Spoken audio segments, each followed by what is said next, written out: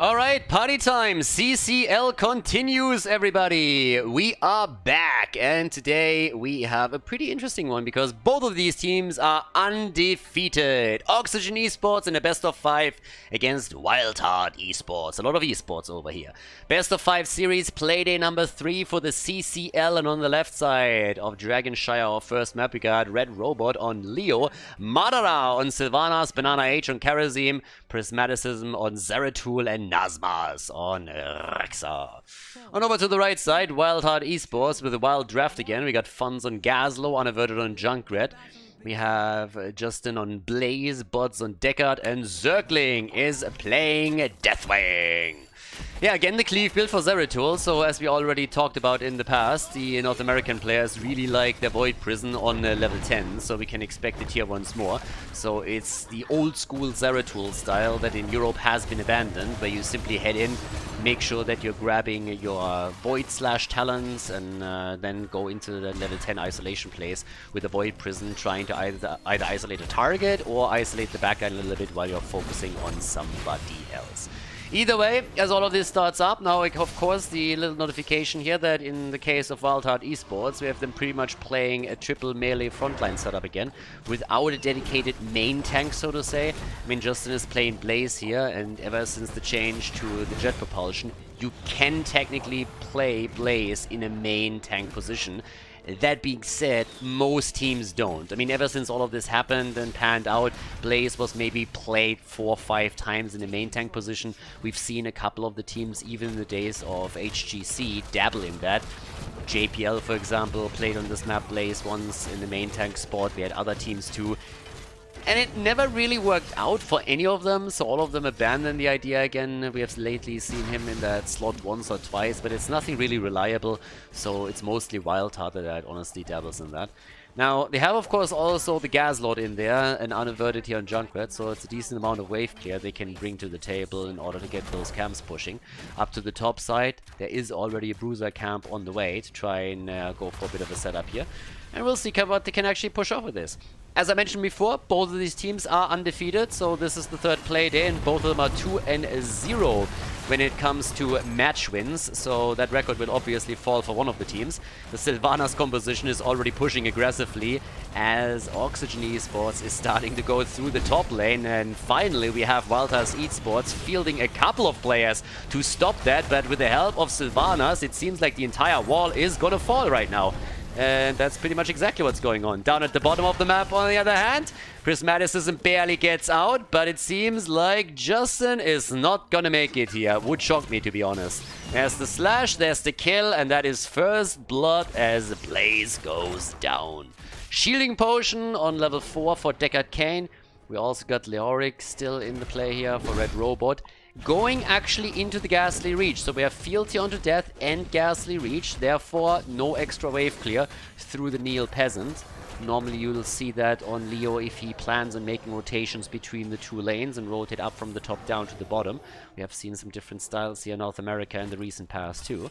And of course, as usual, I still want to point it out, but European and Korean players still have a bit of a delay in all of these games, since everything here is played out on the North American Central server. Not really important for this particular match on hand right now, but still noteworthy for everybody that is a little bit new to the CCL and isn't quite aware of that just yet. So now that we are heading slowly but steadily into the level 7, it's also again noteworthy to point out that with the new habits on Blaze, we have him adding a few unstoppable frames to his setup once that he completes his level 1 quest. The 7 talents kicking in give us also the cooldown reduction, so Wormhole is in. Oh, and the Dragonite is taken. Not cooldown reduction, the blink back. Dragonite taken. They actually snuck that one in. That's kind of interesting. Honestly, on the minimap, it seemed like there was no way for him to actually grab that. But now it gets burned down quickly. Leo connected the drain, everybody burns it, and it seems like that DK is not going to do a whole lot here. So, yeah, already down to 50% HP. The only thing that is currently attempting to do, as it seems, is trying to use the Dragon's Breath to take those waves down. And that's something that should work out. Another Dragon's Breath at the wall. But let's face it, this one doesn't do a whole lot. It's also early in the game. That's another reason why it's a little bit more tricky to get any kind of value here. Banana H gets a little bit of an ass kicking and gets flipped on the other side here as the Dragonite comes in for the big punt, trying out for the NFL again. As down to the bottom of the map, it's all about an attempted kill against Prismaticism. That didn't work out this time, but they turn it, and Unaverted gets eliminated. Unfortunately for Karazim, he might fall too, but nope, he still has the dash available. They're going for buds, but even that doesn't work because Justin is there and locks Red Robot on his Leoric down. So nothing happening over here. The Goblin Fusion is now in as well. All about the scrap here. And in the middle of the map, there's again Rexa just starting to push another lane out as Deathwing has taken towards the top and is now trying to deal with that. Yeah, it's a pretty scrappy play with Gazlo here in action. Honestly, they could have given some of those parts over to the Mandalorian. He's been looking for some scraps to repair his little spaceship there. How good is, by the way, Mandalorian just in general? I don't want to overhype it. I think it's a solid series. Maybe not the best out there, but it's solid. But it's so much better than any of that Star Wars garbage that we've been presented in the last couple of years. So finally, you can have a little bit of faith in the Star Wars series again. And not that bullshit that we had to endure with The Last Jedi and other crap. I mean, oh my god, seriously. So yeah, hope is on the horizon. But there's a level 10 ability, so as expected, Void Prison is in.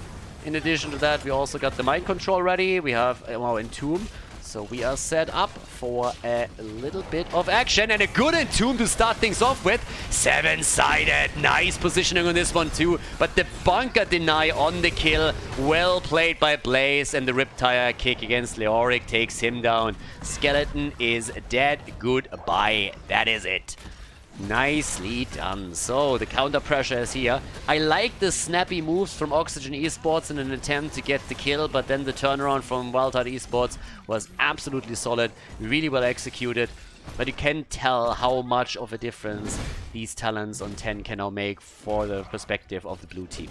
Good isolation with maybe a Void Prison or simply just the Entomb, a 7-sided strike on top of that, and a bit more damage, and you are good to go right there. But as it stands, we now have another camp taken. The blue team is starting to push the top lane again. Red team tries to respond. Blue team, by the way, is still also a siege giant camp at the bottom of the map that they could take too. But it is time to play for the next Dragonite, which hopefully is going to be a bit more impactful than the last one, because the first one didn't really do anything. So, yeah. Prismaticism is already sniffing this one out. Justin so far not committing to anything. Here comes the ult on Rexa, and he could get the channel, but Junkrat is at the bottom. The double Entomb connects, but there's nobody there to follow up on it. Misha is barely making a dent here into the hit point pool of both of these heroes, but she's still trying. And there's a 7-sided against Gazlo, and here's the ult setup, trying to get the damage out. They're blocking him from the bunker. They might even get the kill here if they can continue that play, but nope, instead it's just Misha that falls. Absolutely unbearable. Now we're having the red team locking in kill after kill over here. Junkrat's still sitting at the bottom of the map, fishing it out against Zeratul, but with the double temple control that we have, or double shrine control, we now have again the middle heavily contested. Red team needs to stick around here and make sure that they're not losing out on anything. So, yep, there we have it. A little bit of a play for the top this time. They need to relieve some pressure. They need to come in and say, okay guys, let's retake one of those shrines or we're going to be in trouble. Down here, Prismaticism already setting up. Yeah, there's some damage, and here comes Karazim. The body blocks are there, and that is a kill. That finally has to be a kill, and yes, this time they get him. Also, we go again into a Drain build. I'm not gonna lie to you guys, ever since I've seen one of these Leos on the North American server go away from Buried Alive and head straight into the multi-drain on 20, I am scared shitless whenever I see any of these level 13 talents come through. Now, you go up against a heavy frontline, you go up against Deathwing, obviously going into drain talents here can also be helpful in other setups, but this little tendency lately to not go for Buried Alive is just freaking me out. We'll see where it goes. For now, the old man is just making everybody sleep again. Yeah, and yeah, they're not gonna get a kill out there. Okay, here we go. So the VP setup didn't do a whole lot for them. Deckard Cain ruined most of the plays here, but at least they get a Dragonite. Yes, Deathwing is just a tiny bit too late, and it is DK time. Now, we got the Ancient Blessing over here. We also have Sylvanas with the Remorseless. Damage output so far We're looking at 15,000 for the Gas Lord, 19,000 thanks to all of these drains for Leoric. The Skeleton is doing some work. Bottom of the map gets pressured. Death Knight is up at the top. Dragon Knight. Deathwing and the Dragon Knight. Kind of combining the two here. That's it. No Arthurs in this game, guys. As it stands, we have 4 kills to 1. And a level lead by now also for Oxygen Esports. So they are definitely getting out there now. And they're also about to take the first fort down. Has been destroyed just now. As Prismaticism is moving in against Zergling. We can't get another kill just yet, but we are slowly getting into level 16 territory. And that's where things will become dangerous for Wildheart Esports. Both of the teams, I said it before, they are undefeated. They lost a map or 2, but that's about it. So here's the chance now to lock yourself in a #1 spot in the standings. We got Gaslow down, and Deathwing also trying to help out a little bit as Blaze dies. That's the double kill right here. 7-sided against Deathwing. They're going for the Void Slash now. Another Drain Talent for Leo. We're looking into the Crushing Hope over here. 16 talents are ready. That gives us additional unstoppable frames for Sylvanas as well. And they are just pushing lanes right now. Every single time they win a team fight, they can set Sylvanas up to do even more work. If anything, I'm a little bit surprised that she's the one that goes down to the camp. I think Madara pushing over at the bottom of the map right here could have made sure that a lot more falls and had maybe Rexa or somebody else deal with the camp. Because by the time that the camp is taken, we're going to have 5 people on the map again for Wildheart Esports, and that will definitely buffer their chances a little bit to defend here properly. So that's what we're going to see in just a bit now. Pushes through. Take the walls down as well, so that's good for vision later on in the game. The longer the game lasts, the more vision control you want to have. Take that fountain too, so that's a lane sustain gone from top and bot lane now. And they're going to get this fort as well. The attempt at a mind control here. That didn't do anything. That's a little bit unfortunate for Sylvanas. Also, the quest is completed for Rexa. Yep. And that's fort number 2 down. Last fort standing is in the middle of the map. And this one is also rather low at this point.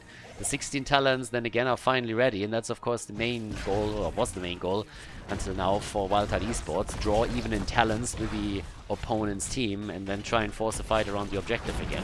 Camps are still up on the map and are both getting taken. That's true for the mercenary camp we have right in front of us here, the Boozer camp, but also for Rexa down at the bottom as they are trying to time this siege camp here. Okay, things are starting to slowly set up for a potential push for another objective and maybe then even the first keep in the game. We have at the bottom of the map now pretty much everybody gathered around the shrine. A little bit of movement in the middle though, where Sylvanas is pushing. Rexa gets taken down. He can delay this as long as he wants with a feigned death, but he is gonna fall. Rexa is down in the middle of the map. The fort has taken some serious damage. The only defender was Deathwing. Now Zeratul has claimed the top shrine. Down at the bottom, of course, this one is in control of the red team. But they are still starting to pressure the bot lane even further. And honestly, Wildheart Esports, they need to do something. They really need to start and take some of these fountains down, try and attack a couple of these forts.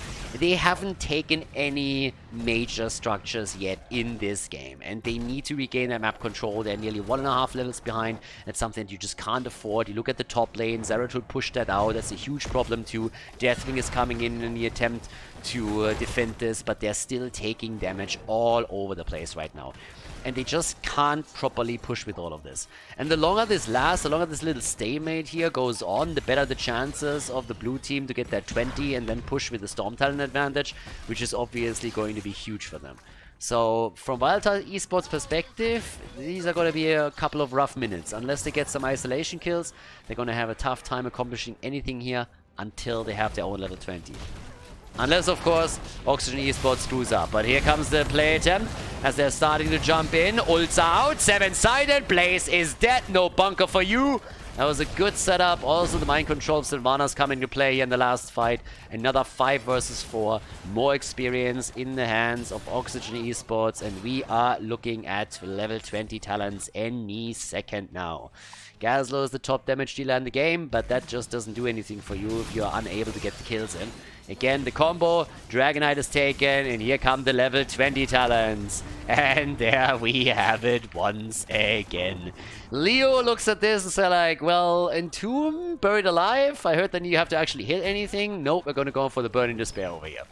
Yeah, talent again was buffed a little bit in the last patch. I'm pretty sure we're not going to see any European players anytime soon taking anything else but Buried Alive, but this is the second time now that we have seen this on the North American side. They seem to like their Burning Despair. And I mean, I can understand the logic here, don't get me wrong. You have 3 melees against you, so that's the thought process. At the same time, if you have 3 melees in the setup, that also increases your chances of hitting a multiple Buried Alive. So there's that. That argument goes both ways.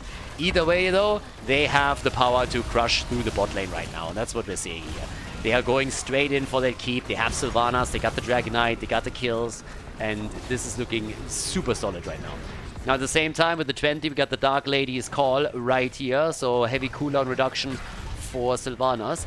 And honestly, if she times that properly with one of those 7-sided attacks that we've now seen, denies the bunker, hashtag worth it, right? That's the one way to get your kills in and prevent your opponent from getting too nasty with their setup, especially since the old man is always lurking in the shadows and asking you to stay a while he identifies an item for you and you go full resident sleep on this one. So yeah, there's that. I mean, either way, one level is still missing for Wildheart Esports. Yeah, there's the Entomb, and here comes the setup. Stay a while and listen, sweet summer child. Ah. Yep, stay a while and get wrecked, baby. That's more like it. Oh, baby. Oh, yeah. Here we go. What a setup. The Gaz Lord himself just pretty much told them, guys, it is time to party. Red Robot buys a little bit of time here. But look at this beauty. Look at it. Look at it. It's amazing. Everybody and their grandma got caught in that combo. So that was an awesome one. I like that. That was pretty amazing. Me likey. Is that the ticket back into the game though? That's the big question. They lost 1 keep. Again, you can recover from that. But Zeratul is now moving between the lanes with the extra wave clear that he has through the 16 and is just trying to backdoor a couple of these lanes and minion camps. Now at least the fort has finally been destroyed by Wildheart Esports. They're trying to make their way back into this. So let's see what else they can do here right now. At this point, we got Zeratul still busying himself topside. Deathwing is obviously the one that has to deal with it at the end of the day. And Zeratul is back in the middle. Gets some experience, gets also another tower destroyed. Topside is still pushing. Prismaticism is trying to get away here. These catapults are starting to hurt a bit though. But the more they are chasing Prismaticism, the better for them. I like how he just said, like, alright, we need to go for the shrine here, if anything else. Bit of aggression in the middle of the map. 7-sided and Entomb. And that's the old man getting bullied right here. Respect the elder, my ass. Deckard Kane goes down. That's a kill. Topside still heavily pressuring, by the way. Yep, this is going to go for the keep in just a moment. Down here, we have another kill. That should be Gazlo. And yes, they go for him. Gazlo down. He's eliminated. They're making the play for Justin, or at least they're trying to. Still got the pressure coming in here. Nazmas is sitting tight. Deathwing holding on as long as he can. Keep is still there, but the problem, of course, is that with 2 heroes lost, you're only with 3 on the board, and that means it's time for another objective for Oxygen's Esports. That's at least the hope here. Now, Justin is trying to take down Prismaticism. There needs to be someone else that moves to the top and helps him out here. Alone, he won't be able to hold that. Bunker, on the other hand, is on cooldown, so there's that. And Deathwing is coming in too. But now that Karazim is back to business, that 7-sided alone is going to deal with this. So Blaze is going to fall. The counter kill against Zeratul. He got the Void Prison out. That didn't help. Junkrat is back to business. Are they actually able to hold this? I mean, here comes Leo. He comes in, goes for the drain right away. And that is bad news for Deathwing. Deathwing turns into Deadwing. And that should actually be the end of the game, considering that in the middle of the map there's nobody here. Even with a remote chance of interrupting that channel, that leaves us with Nazmas again on the Dragonite. and they can now push through the bottom or towards the core. That's at least what they should do here, but time will tell. So right now, a little bit of a drain still going on here. Red Robot, Leo sitting at 53,000 damage right now. We have Gazlo at 52,000, Zeratul at 43, and it's party time. It's time to go for game number 1. Great opening into this best of 5. One of these two teams will crown themselves the number 1 of the leaderboard here today in this first season of the CCL. And right now, it's at least a decent opening for Oxygen Esports. It was a nice back and forth, but with 12 kills to 6, it seems like the blue team is going to take this one. Yeah, locking in the W as we speak, taking down Deckard Kane again, and also Junkrat. Red team just doesn't have anything, no leg to stand on anymore. Wildheart Esports goes down in flames on game number 1 and Dragonshire. Before we head into game number 2, make sure that you subscribe to the channel if you haven't done it yet so you don't miss out on any future content here on Khaldor TV. Game number 2, we're going wild on this one. We are going full NA, everybody. Yeah, we are on Volskaya Foundry, and apparently Sustain is the name of the game. On the left side, Oxygen Esports with Red Robot on Diablo. We got Banana on Brightwing, and since they now also finally realized that Brightwing is not a real healer, needs some help, they looked for someone that is looking for adventure. Lily, played by Prismaticism. And we got Madara on Hanzo with Nazmas on Leoric again. Yeah, we're going wild today. On the side of Wildheart Esports, we have Anaverter on Cassia, Pitkid on Uther, Funds on Zagara, so Justin on the main tank Uther, Butts on Deckard Kane, and Zergling is playing Diva. It's a spicy one. It is a very, very spicy game, and that is new. I don't know what happened here. Yeah, so apparently Diva doesn't have any talents. Like, what is that? Okay, now we go. That was a little bit of a delay on the talent pick over here. Either way, we got our Zagara back. We already had her recently once on this map. But the funniest thing, honestly, is this double support Brightwing Lily setup against Deckard Kane and Uther. So the Beard Boys go up against the Fruit Fly and the Panda. So Animal Kingdom, I suppose. I mean, something like that. Now, at least for now, Lily is going for the Wind Serpent here, but who needs Meta Madness when you have North America, right? Yeah, it is wild what works over there. Either way, now that we have on level 1 the Liquid Coolant, we have Diva coming in, no stacking this time for Cassia's charge strikes instead. And yeah, it is time to party hard and party harder. Banana H up at the top. We have this little witch Brightwing over here. And I just want to see what's going to happen around this setup. I mean, you can argue that we got a couple of blinds over here. The question is, how much of an impact is Zagara going to have in this game? Now, there is obviously no agile, like, assassin on the other side. It's not like a Zeratul Genji or whatnot in play for the blue team. So there's that. Big fight already as the healing beacon gets taken and immediately getting dropped. And Brightwing is the first one to fall. Once again, serving her purpose. Yep, Fruit Fly is just another word for cannon fodder. So, Brightwing is down, and at the bottom of the map, Nazmas is still trying to push the lanes out a little bit. We got our shielding potion again, we got the inner light, and we got the nuclear option. As we have another camp being attacked, so with a late grab on the item, on the turret, they're still trying to take it here. Who's gonna take it though? It seems like Banana H was able to snag it up, but he has to drop it right away. Diablo also nearly fell. This is a highly aggressive game. I mean, damn, they are really starting with a lot of fights here. On level 4, we got the Envenomed Spines now. We got also Lily with the Surging Winds right here. And at the bottom of the map, Leo is still starting to push this out a bit, this time with Neil Peasant, also Austin's Renewal on the level 1.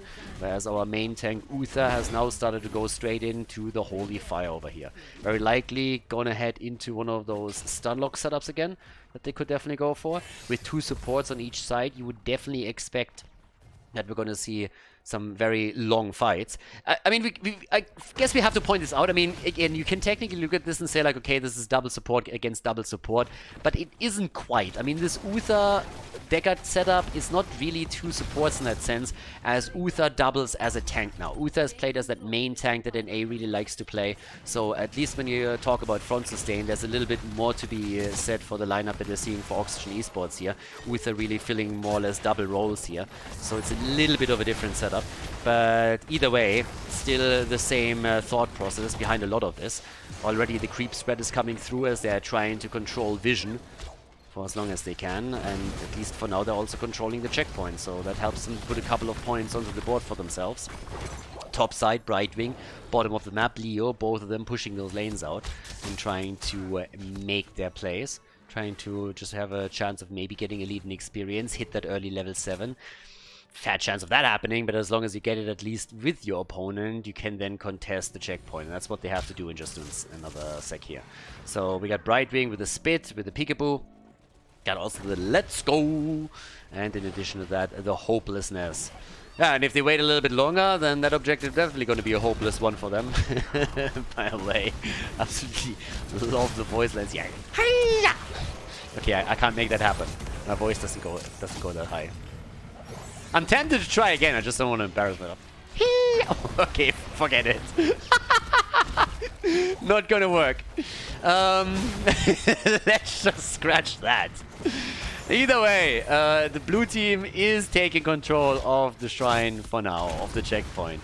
And let's see what they can actually accomplish here. If they are going to be the ones walking away with the first protector, or if it's going to be Wildheart Esports, they're going to, of course, try and retake at some point, and they're already gathering around the objective to make that work. We have on the level 7 now also the Guardian of the Ancient Kings again, and it's party time. Here comes our nuclear option. That has to be a kill, and there it is! The Lily kill! Boom, baby!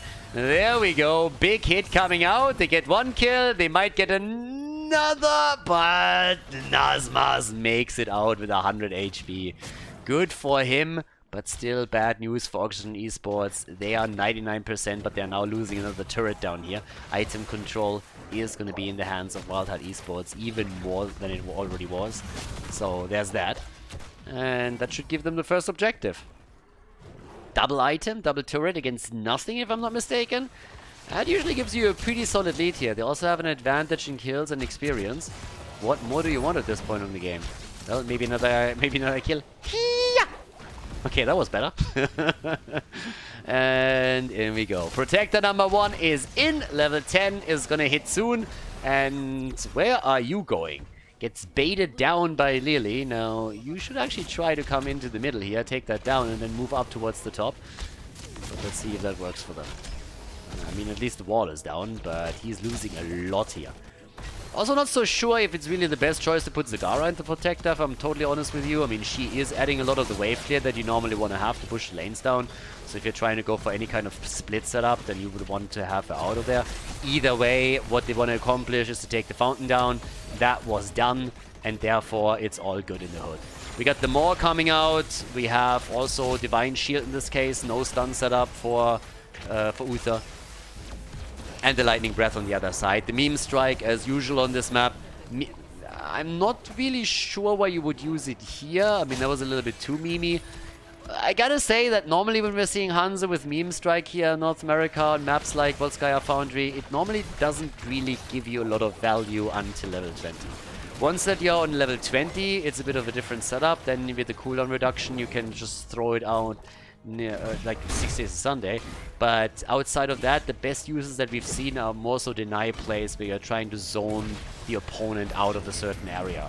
And that might still happen here, but the real value kicks in later on. For Lily, we now have our jug of 1,000 cups, and for Brightwing, the blink heal. So, yeah. I would say for Wildheart Esports, everything is kind of going fine right now. They're not massively ahead, they're slightly ahead, but they've accomplished everything with the first objective that you're supposed to accomplish. They took the wall down in the middle, they took the fountain at the top, and they even were able to damage the camp severely. That's an unfortunate miss on the Entomb. I mean, it zones one of them out a little bit, but this combo attempt is not quite working. So, of course, if you are trying to play with Entomb and Lightning Breath Diablo plus the Meme Strike, you're really trying to just lock all of these in and get some kills. But instead, it failed. Now they lose Diablo. He had the souls, the Maw on Hanzo. And that's the end of the Boy. So he is dead. That's 2 more kills, 4 kills to 0. Wildheart Esports is starting to walk away with this a little bit. Yeah. They are doing really well in the mid lane. That's a fort. Yeah, that's a fort right here. Should be able to take also that fountain down. A little bit of retargeting and then we're good. And that's now lane sustain gone on 2 lanes already, with the bot lane being pretty much open as well.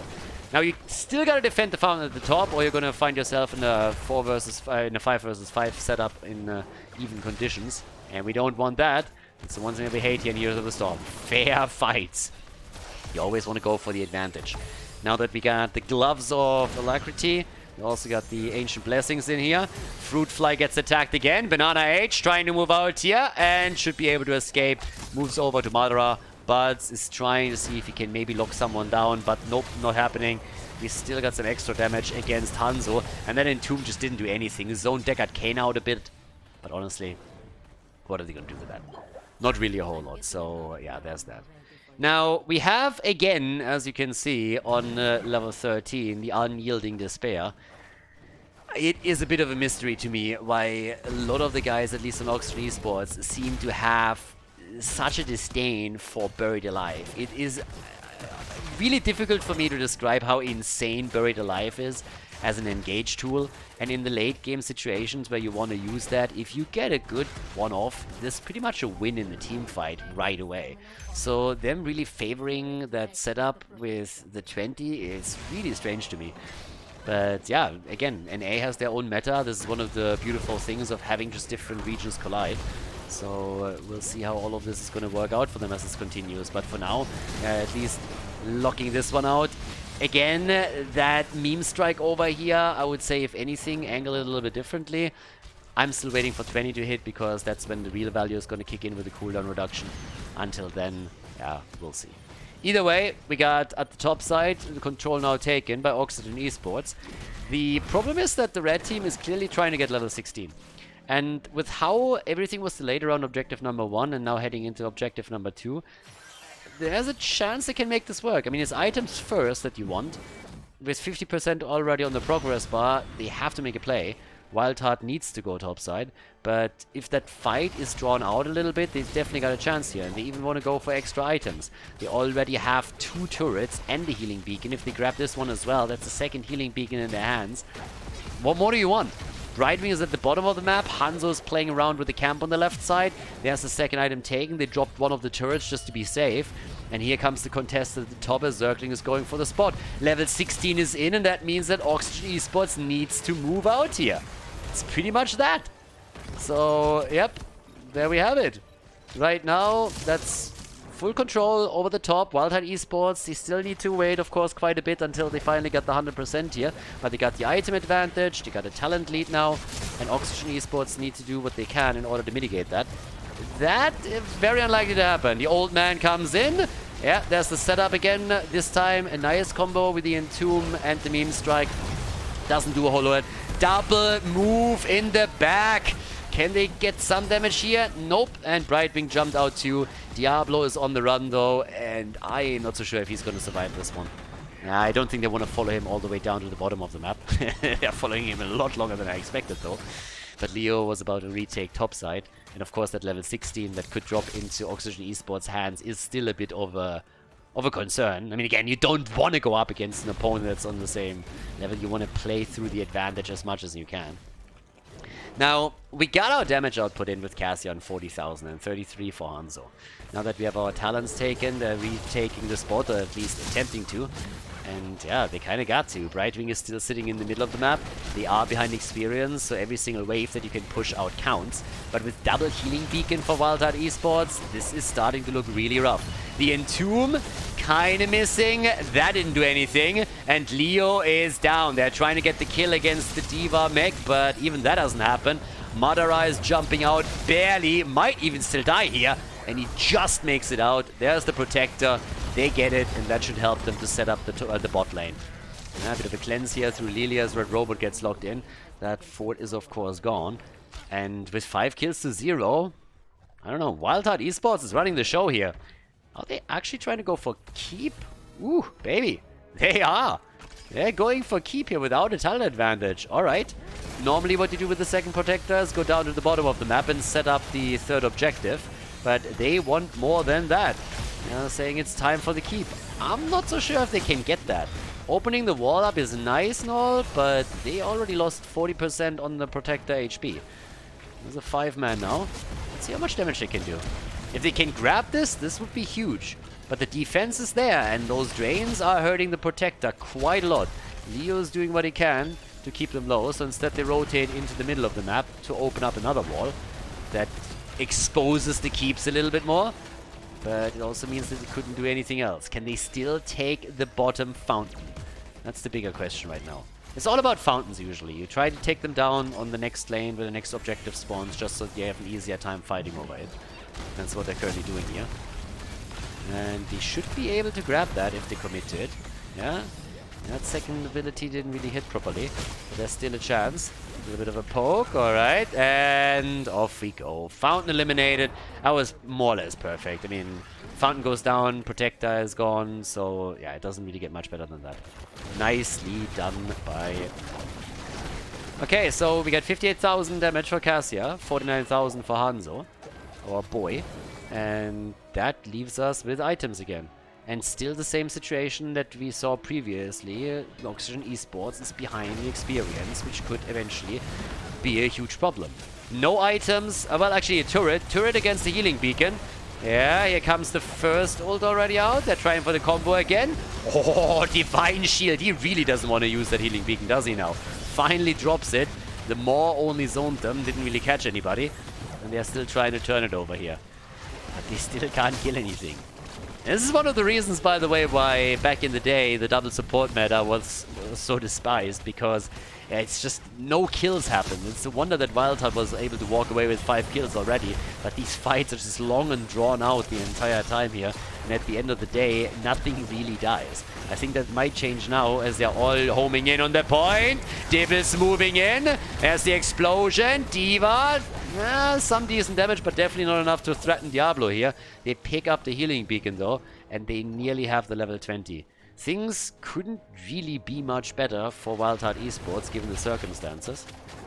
Experience lead, more or less explained through the mercenary control, the hero kills. They fell behind in minion experience just a little bit. But that's going to be a level 20. So they're going to grab that.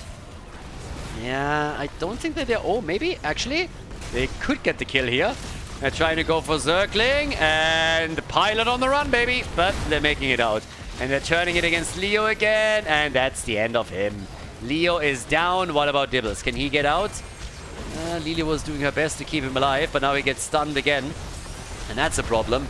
Red Robot might be a dead robot in just a second. Oh, but they actually keep him alive. Brightwing, on the other hand, oh, the fruit fly is dead. I don't know. Trashwing got trashed again. Alright, so Wildheart Esports came in, they took out the trash, and now we have 7 kills to 1. At least they got a kill. And Oxygen Esports with only 4 heroes on the map in a moment. Which means top lane pressure is mounting up.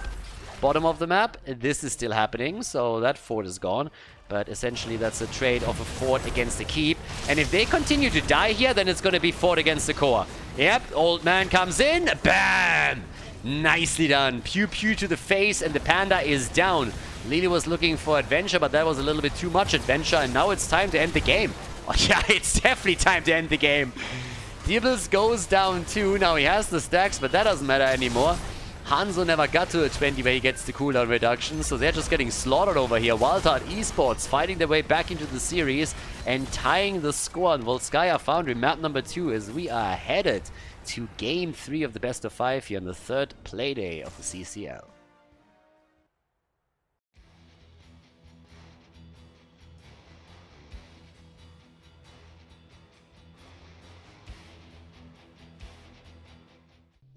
Game number 3.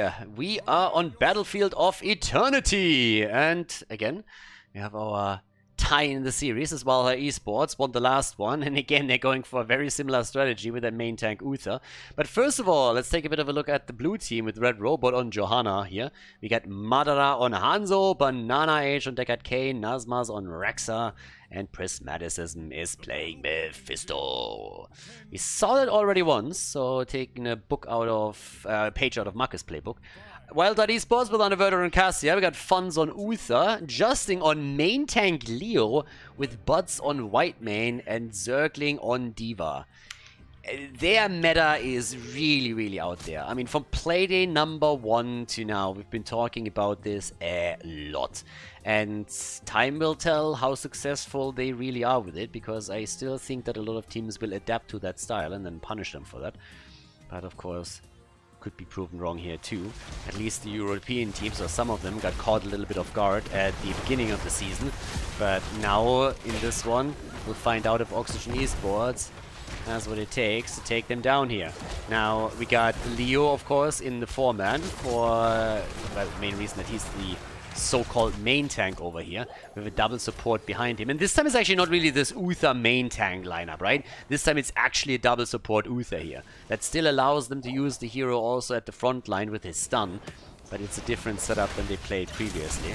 So the blue team with the more traditional composition that we have here, more so what you would see also on the European side, maybe with the exception of Mephisto. That's more so a Mucka thing, but you could even see that here. Either way, a lot of brawling at the bottom of the map, and that's how we like it. Oh yeah, brawl from start to finish. Let's go. Red Robot gets poked a bit. It's kind of sad that we don't have stacking for Cassia. Don't get me wrong, I'm not saying that it's like, ooh, it's the go-to talent, you have to take it. Charge strikes can be quite strong as well, but these minigames are obviously always nice when you're having talents in the game that are infinitely stackable. Then you have a setup that really just like helps you to see, okay, can someone maybe in the late game completely pop off and really make a run there. So that would be kind of cool. Either way, oh, careful, Prismaticism. I think they might have been able to take him down here, but he escapes and everybody else is just barely moving away from this. Yeah, nice fight, nice back and forth here. Yes, the first objective is popping up, guys. Once again, a big shout out to all of the patrons and supporters of the stream and the channel. If you want to help to keep the esports coverage alive over here as well, then check it out on patreon.com/Khaldor. Very much so appreciated. All the improvements on the stream, the spoiler protection on the YouTube videos and everything comes as a courtesy of all the supporters over here. So big shout out. And again, if you guys want to check it out as well, have a look at the link here. So thank you very, very much for everybody supporting the stream. Yeah, in our game, when we're talking about support, there's lots of support on the red team. And with level 4 talents, that will also tell us a little bit more, especially about Diva. The nuclear option is in again. We got the Holy Shock this time. And camps that are about to be taken too. So, camp time. A little bit of a run around here. Red Robot is already sitting in the middle. Every single time I see a setup like this with a frontline tank, I'm just wondering, hey, what if they can maybe just like get another stun lock in? But they don't have enough hard CC. And wow, we actually have them going for the extra slow. Paralyzing Rage on Leo. Now we're going a little bit far out there. The Ghastly Reach I could still understand to a certain extent, especially when we're going to the Consume Vitality. Normally, of course, it's the rotational play. Now this is a very different map, but you don't have these easy rotations between lanes, so going for Neo Peasant's probably not the best one for you to go for here anyways. But he goes into mad slows right now, so they're pretty much attempting to turn Leo into a slow machine. When it comes to immortal damage, this is also the territory of Oxygen Esports, thanks to the Hanzo that they're playing here. We'll see how that works out for them right now, but things are, I mean, a little bit stacked in favor of Oxygen Esports, I'd say. They have the more traditional draft, and I believe that, honestly, to be stronger. The question at the end of the day is always how do they play it out.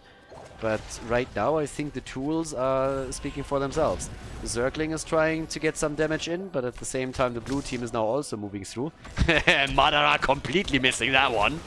Yep. Back to math class, my friend. Needs to check out that geometry, but they still get the halftime show. Yeah, Hanzo with this level 4 is just a bit too strong on that side, isn't he? And they're trying to make a play for Nazmaz at the bottom. They can't really. Rexa is going to survive this one. But here comes the defense again, and Deckard Kane. Yeah, there we have it. old man gets bullied by Valkyrie. And Leo survives. What? Leo actually gets out of this one. Okay, that was kind of crazy. I thought he was dead for sure. But he gets the heals. We got the double support coming in. Now we got the level 7 for Uther kicking through once more. So the Guardian of the Ancient Kings.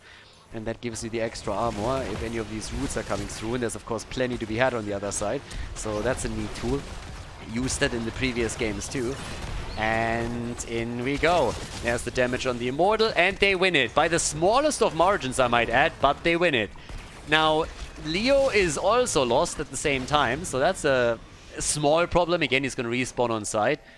He also on level 1 doesn't have the Orson's Renewal, so he can't speed it up there. But still, as you can tell, he's going to be back in time for the defense. Still losing him gives a bit more experience over to Oxygen Esports, so there's that too. And here comes the push. Coming through the bottom of the map, shields immediately gone. There's nothing you can do with that. If you open up the wall, that alone is considered a win here. And that's what they can do. So they come in, they take it down.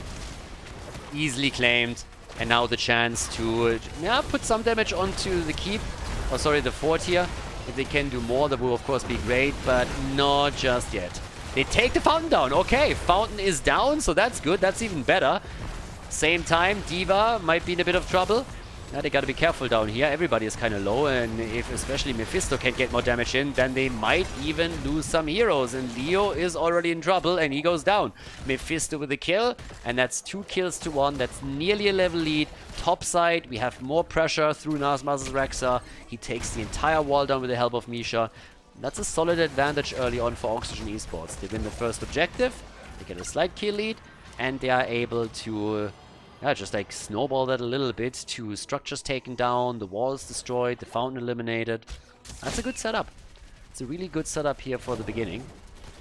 But we'll see if they can follow through with it. That's the bigger question, right? If they are able to just like make this work right now. Currently, we have the level 10 abilities, and once again, the Meme Strike. They really like that. Meme Strike after a good Mephisto ult, that might just be the trick. And they have not only that, they have the Mephisto ult, they also got the Old Man with the Stay a While and Listen, and the Boars on Rexa. So you can already tell where this is headed. And the jump on Jojo, going to the Falling Sword to pressure the backline a bit, and also put additional pressure on those supports. Topside gets still pressured. Can he take that fountain down? Doesn't even aim for it. Fort is attacked instead. But the level 10 abilities, this is always the sad thing. If you are grabbing your heroic abilities and they don't do anything for you in the bigger scheme of things, simply because there's nothing really on the map for you to take. That's always the problem here for them. So both have a level 10 now. That advantage by 1 entire level couldn't really be exploited properly. Now we got the Ball of Lightning in, we got the Divine Storm here. And yeah, they can make the play for the middle as their camp is pushing the bot lane. Because that wall is gone. Stun set up. They're trying to go for Jojo. And she jumps out. Nicely done. The problem is that Banana H is in trouble. Leo with the Entomb. Leo. And yes! Oh my god.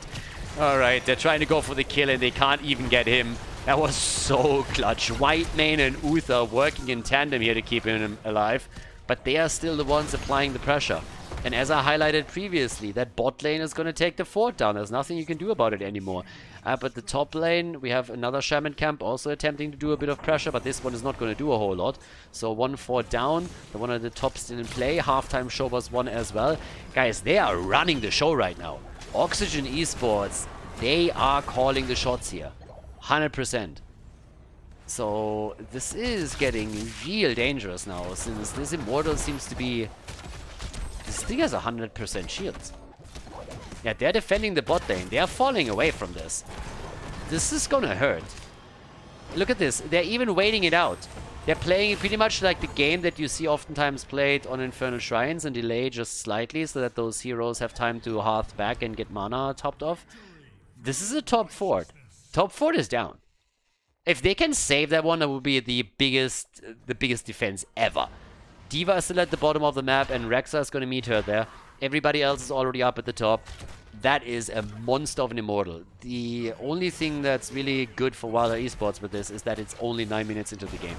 If that was a 16, 17 minute Immortal, we're talking keep, we're maybe even talking game. As it stands, they're gonna take the fort. They might get a little bit more, but that's a big one regardless. Stay a while and get wrecked. There's the meme strike, nearly the kill. The armor is out, big armor plays, but still a kill against Cassia. They're going for Leo again. Uther with one heal after another, but that might still be a few falling. Madara is a bit low. Leo's on the run. On the right side, they're trying to escape, creating a little bit of space. Justin over here, he is finally dead, but that Immortal is still doing some serious damage. Took down the top fort. They got the level 13 talents now, and it's also moving through the wall at the keep. They are just in full control at this point. Rek'Sai is pushing the bot lane. They move through the gate here. Has no chance of that saving this one anymore. And even the keep is taking damage. It's not falling, but that is still some good damage on the keep. And for a second Immortal, this is just fantastic. Look at the minimap alone. Look how much like space they lost. Both forts down. They themselves haven't taken a single fort, haven't taken a single fountain yet. I mean, how much better does he get at this point? You got a talent advantage, you have a level lead, you can try and even snowball this towards level 16. In a great situation right now. So, we'll see. We now got Red Robot starting to move through, and, well, what else do we have? Double checking, I like that. Making sure that there's no trap set up or anything, so that's good. And they're moving through the bot lane. Now, they don't have a talent advantage anymore by the time that this attack is hitting. But they still have their 5-man, and thanks to the camp at the top of the catapult, at least D.Va has to sit around and help out with this one. Red Robot could also jump in if he has a chance here. And in we go. Here we have the little push, trying to take another wall down. 6-1 kills, that already tells you the tale. Prismaticism, careful. Yeah, he got burned on very, very quickly. And I'm really worried about the next objective. Mainly because of that massive gap in experience. Level 16 is definitely achievable. And that's a problem. Now, D.Va is taking the top side, but once they take the camp, once they take a few more lane minions, they should be able to get their 16. This is bad for Wildheart Esports. This is really bad. Wildheart Esports, they need to force a battle before 16, or just hope for a snipey kill or something. Yeah, this is a bit of a problem. Alright, so we'll see. I mean, for now, they still want to try and fight. It's half level until 16. But bot lane is pushing. That is going to attack the keep, so there's that. Here comes the next push. Yeah, good damage. Look at Mephisto, pretty much hitting 4 people with this. Stay a while and get murdered by Johanna. She comes in, flying in deep, trying to go for the kill. Red Robot eating that ult though. Leo is dead, Uther nearly dying. He made it out somehow. Jojo therefore still alive. And they are just farming them right now. They're getting absolutely farmed here. 8 kills to 1. And apparently Heroes of the Storm has turned into a farm simulator. So 16 talents are now in play. And top lane can be defended. Bot lane, yes, they're stopping the camp. But when it comes to the Immortal itself, they won't be able to do anything here. That's a halftime show that they have 100%. And pfft, this is getting a bit nuts. Again, it's always a little bit weird, right? I mean, you're looking over to the lineups for Wildheart Esports and you always ask yourself how much of that is insanity and how much of that is just genius. Genius and madness, they are pretty close together, and Wildheart surprised a lot of people, especially the European players, with their drafts as they headed into the beginning of the CCL. But the question was always, can this work out throughout an entire season? And so far the answer was yes. They won on Playday number 1, they won on Playday number 2. But it seems like Oxygen Esports is a bit better prepared and had their number so far. Game number 2 didn't really go their way, but now on the 3rd map, it seems like once again a dominant performance by Oxygen Esports. Now, to be fair, this is obviously also a team that was themselves able to win their 2 opening matches. They took both of them. So they are in a pretty good spot at this point. But right now, we have just a bit of a stall game from Wildheart Esports as they are trying to buy time. They're playing for time here. That's all they can do. Play for time, try and get your own 16. and then do that. But what does the blue team do? They want the objective, so they're going to make their play for it. Madara is just getting a bit of damage out. He also uses the ult to zone them out of the corridor here and create some space for them. And it's looking good. Justing with that main tank Leo is just dying. That's another good ult for Mephisto. In comes Johanna. They're going for Cassia. Unaverted. Whitemane is doing what she can to keep everyone alive here. But now she is dead and the rest of the team is on the run. That's another huge Immortal with a big shield. And it's going to move straight through that bottom of the map right here. So yeah, a bit of body blocking against Funds. Can they lock him down enough? They might just be able to. Instead they're going for D.Va. They go for the pilot and both of them survive just barely. Bot lane pressure. This one's gone. Keeps gone. The only question is really how much more can you do, right? There's a level 16 talent. If they can do a bit more with it, that would be fantastic. If not, then you can always fall back with the knowledge that, oh, Uther! Oh, double entomb, lockdown against Leo, who has that 5 times so far, if I'm not mistaken. There's final level 16 talent, make that 6 times. And jumping into the back again as we have the falling sword coming in. Moving away from the explosion. Can they go core though? Yeah, that shield on the core is gone in just another second. And they're desperately trying to create a bit of space. 2 catapults are now also moving in. D.Va's in trouble. D.Va's dead. D.Va's dead. Goodbye. Goodbye, pilot. Oh, Whitemane. Whitemane with a save again. But can she save the core? Doubtful. That Immortal still does work. We are down to 30%. And this is game. Oxygen Esports with another W on Battlefield of Eternity. Taking the 2-1 lead in the best of 5 here at the CCL.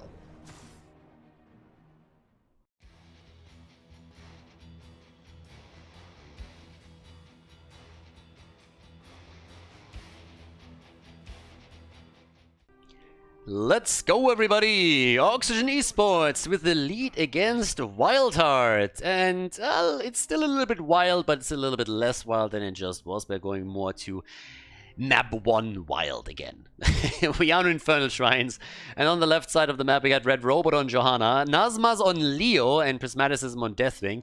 Seems to me like we're going to see more of that Entomb Molten Flame setup. This time no Diablo with Lightning Breath, but they still found some flames.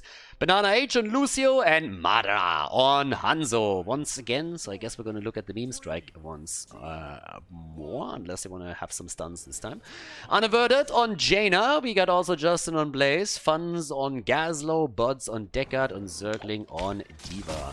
Yeah, and for everybody watching the video on YouTube, also a little bit of a note. We just heard that Blizzard now announced the PTR medallion is thankfully going to be removed, as all of us, or most of us, hoped for.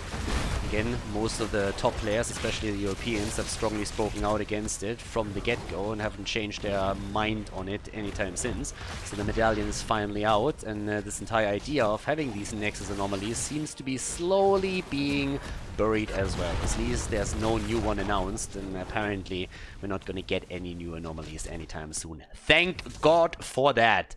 If you want to have that stuff, put into Quick Match or somewhere, but leave it out of custom games, where we are still having some competitive play in Heroes of the Storm.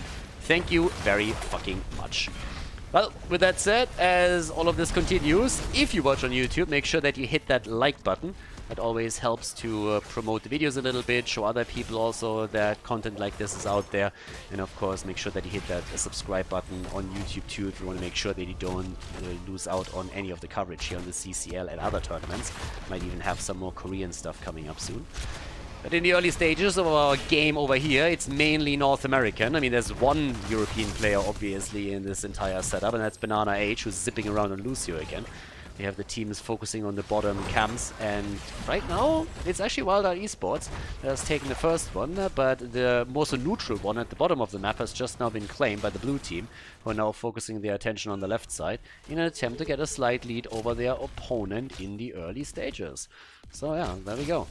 Top side, Nazmas is gonna start his rotations. I would still expect him to go into, yes, thank you very much, the Neil Peasants. So this is more so a map where you want to have a heavy rotation between the lanes to get experience.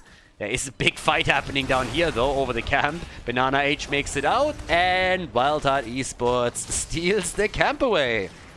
Nicely done. Camp is taken, shielding potion again for Deckard Kane. We also have the nuclear option for D.Va. Well, Gazlo is still going to do his thing here. And over here, the Fingers of Frost into the Arcane Intellect on Jaina. At Jaina in general, not really a hero that we're seeing a lot in the past couple of days and weeks in the CCL. Not really a huge one. Shrines activating, those are the first ones, and this time we are at the bottom of the map. So both of the teams are going straight up for their shaman camps. 0 kills up to this point. Justin is again on his main tank Blaze. Seems like they really don't like main tanks, right? Like, for some reason, they really don't like them. I honestly wonder if that is going to change once that we have the medallions cut out from the game, because then stuns will become a lot more important, because you won't be able to dodge out on any of them. And that could bring main tanks even for them back. I mean, Blaze technically has one, it's just not as reliable as you have with other frontliners, but still the jet propulsion, ever since it got changed and the run-up shortened a little bit, is now way more reliable and still something that you can use to lock someone down, for example, to give Jaina an opportunity to get the burst damage connected. So they're gonna try that. Yeah, but here comes the play once again. Already the jump into the back line here. Nice connect against Banana, and that is Lucio down. Lucio eliminated. Easy kill right there. Maybe also an objective. They should get the Punisher. It's gonna be an Arcane Punisher too. Moving through the bottom of the map. Level 7 talents will be ready soon, and that camp has taken a lot. Damn, the entire wall is down. Good job. That might honestly give them exactly as much damage on those structures than we're going to see at the bottom through the Punisher. So that might more than make up for it. Madara is here for the defense and is now locking in the target.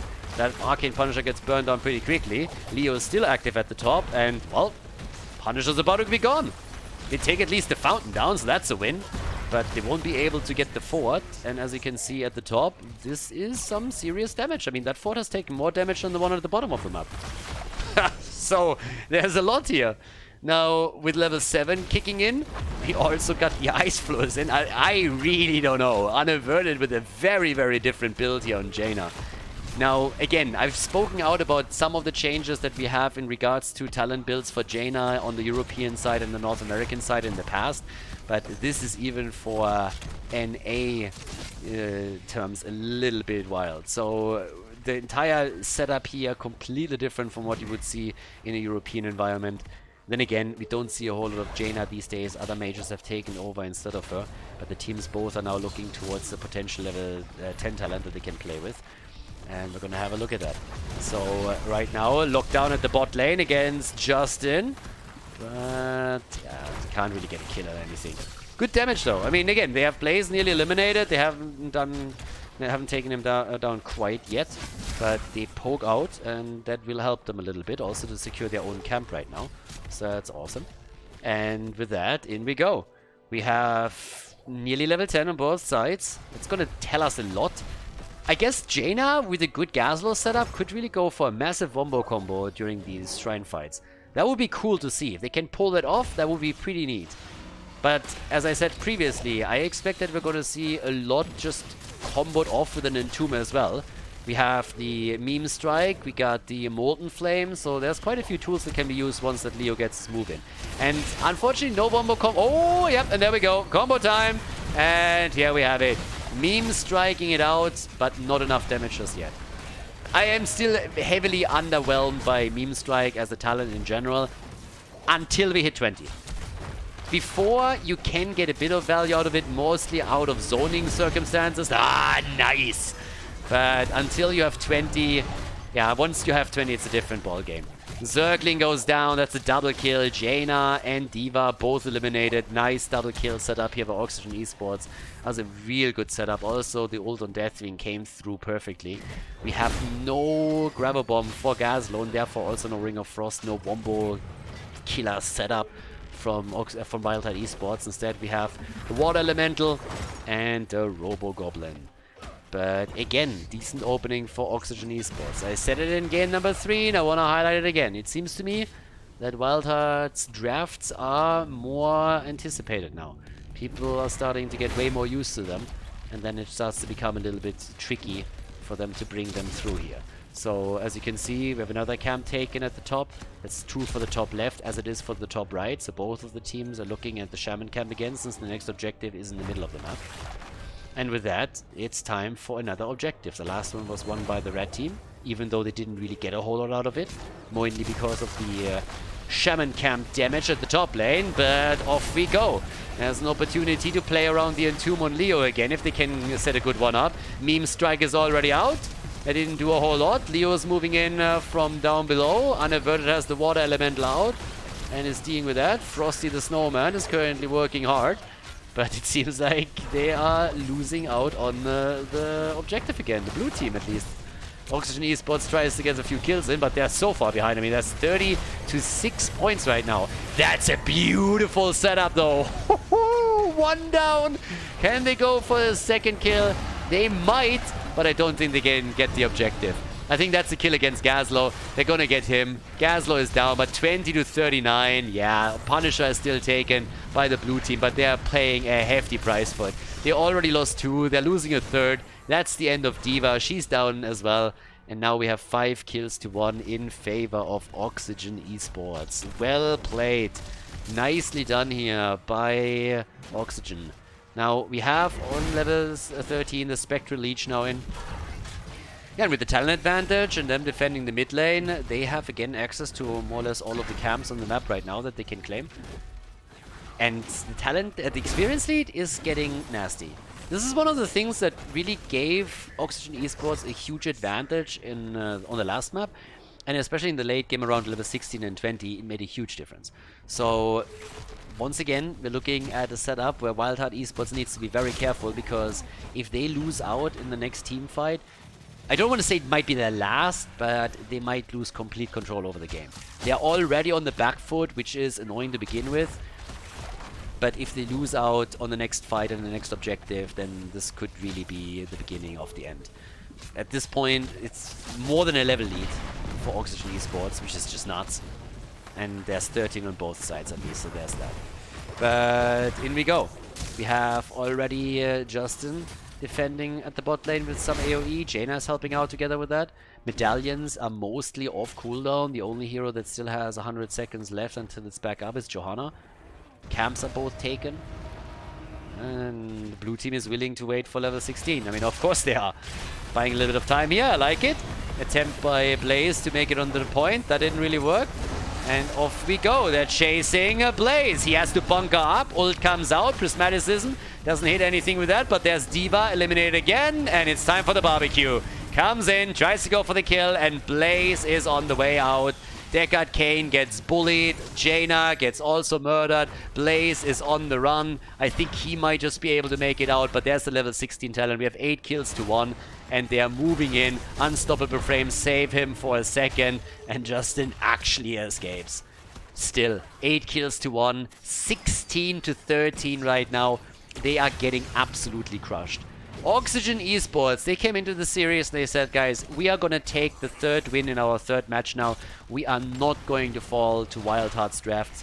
We are prepared for this, and they are showing them right now how it's done. It's getting a little bit crazy. Oxygen Esports is definitely popping off over here. Yeah, they're doing great. 8 kills to 1, 2 levels ahead, more than that even. Freebie on the top 4. And with that big of a lead, I mean, I'm not even talking about the next objective. Just think about what happens when they hit level 20. This is scary as hell right now. These guys are looking nuts on this one. So, the Entomb gets dropped and he simply moves out. What? Hello, team? Did I miss something here? So he comes in, drops the Entomb. That didn't do anything. And then with a mad delay, the meme strike that didn't hit anything but dead air. That felt like he could have cancelled it. Am I crazy over here? Did he really have to... Did he not have time to cancel that? That is kind of nuts. I mean, if that was a European or a Korean player, I would have said, okay, maybe ping plays a bit of a role here with the delay that you have, but those are all NA players with the exception of Banana H, and he was not involved in that play. So I'm not quite sure what happened there, but it definitely didn't work out for them. I like that move at the bottom of the map. Taking the fort and breaking through this is actually huge. Oxygen Esports kind of needs to respond to this. I'm a little bit shocked that they're not responding to it at all. Way too late. If they lose the keep right now, that could actually turn the game on its head. Now they have the level 16 talent too, which gives us the overclock. Hanzo is all the way at the top, trying to go for the objective, but down here, that fight, I don't really think that Oxygen Esports expected this. I like this Entomb though. That's a good one. That's a good Entomb, trying to lock them down even further. The old man comes in, and they're fighting a 4 versus 5. They're still taking the 4 versus 5. Yeah, I'm not so sure if you should take that either. So that's a bit of a weird one. As long as they don't lose anybody, that's fine. And instead, they're actually getting a kill, aren't they? Yep, they take Gazo down. Frozen Punisher is taken. And at the top, the wall is already falling. So, bot lane, that's definitely gone a little bit different than expected. Not only... Oh my god, really? Oh, 1 down, 2 down, and that's a 3rd one falling in just another moment as well. And guys, the top lane is still pushing. Top lane is still ongoing. Look at this. Yeah, and of course, just take another look at the fight down here. How they chase them down. Only D.Va is surviving. She might be in trouble too. At the top, the keep is getting attacked. Oh, this is not looking good. D.Va is now down as well. Bit of pressure in the middle of the map as a fort is getting destroyed. They should go for core here. I mean, this is game, isn't it? 9 seconds for Deckard Cain. Only Gazlo is here. Hanzo's a bit alone. That's his biggest problem. But look at Funz. He's already getting bullied around by the Punisher alone. There's a blessed shield. Follow-up attempt. Medallion keeps him alive a bit longer. Now Deckard Cain is back. Can they go for core? They might not be able to. It's only 13 minutes into the game, but they're definitely going to put some damage onto it. They get the kill against Gazlo. Punisher is here to play. He's here to party, and he parties hard. And that's 77% on the core. They might get it if they are able to get more kills. Ice Block prevents the worst for Jaina. But if Nazmas hits another mace to the face, then it's definitely over for her. And it's definitely over also for the core. This is game. A 3-1 victory for Oxygen Esports as they are locking in an easy W against Wildheart. GG and well played as they lock in the 3rd win in the 3rd match at the CCL. GG and well done.